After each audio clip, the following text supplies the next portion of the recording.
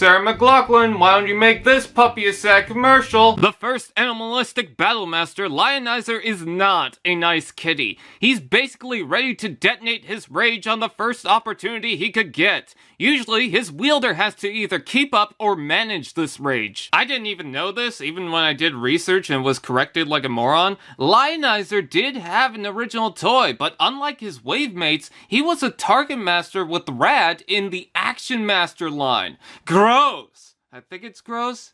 Is it like GoBots? Are we cool with it now? The original Lionizer was pretty much a gun, and you can see the traits with the laser-like aesthetic that can't port a siege blast effect. But instead he becomes an RS Firesteel Saber. The blade is alright, but the base is more like Human Alliance Steeljaw. Other than the clunky base that really hurts the flow, the idea of the blade is alright, and separates from the average mush man with a gun. The joints are sturdy as the important ones snap into place, but you can move down the peg if you want another gun. Lionizer comes with a more unique flare effect with the slash motion. A wave of blue icicles you can put at the top of the blade. There's other weapons you can use it on, like Megatron's sword, and there is the usual peg holes, but it's meant for more specific places. You can, however, use it for some skid racing effect for the vehicles, and the figure works with the mainline toys like Sideswipe, Prowl, and Spinister. Now that I think of it, this was probably the reason why these are Battlemasters over the original Target Master name, given more are melee weapons than blasters. Pretty simple blade, but anytime I want to admire it, I look at the messy section and I'm disappointed. Granted, the other Battlemasters kind of do the same thing, but they kind of have their own thing going on. I get these are simple, but that doesn't mean it isn't something obvious to the style. Robot mode.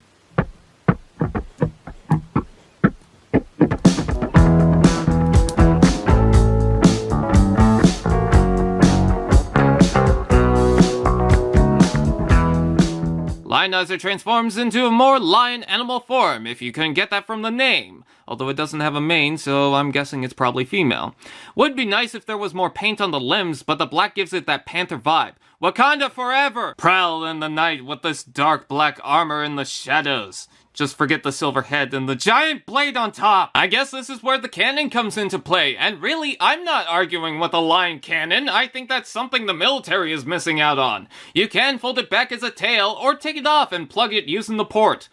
Awkwardly, though. I don't get why blowpipe in this has a port too small for anything. What's the point? Why the prank? Ah, good. A figure with farting flares. Seems like He-Man can either wield his animal or ride it into battle. Oddly enough, the colors are inaccurate. I guess they thought the black looked better than the original orange, but I think the color was a missed opportunity that would have let it pop. If you want, there's an alternate version that comes with a dash of green. What's that?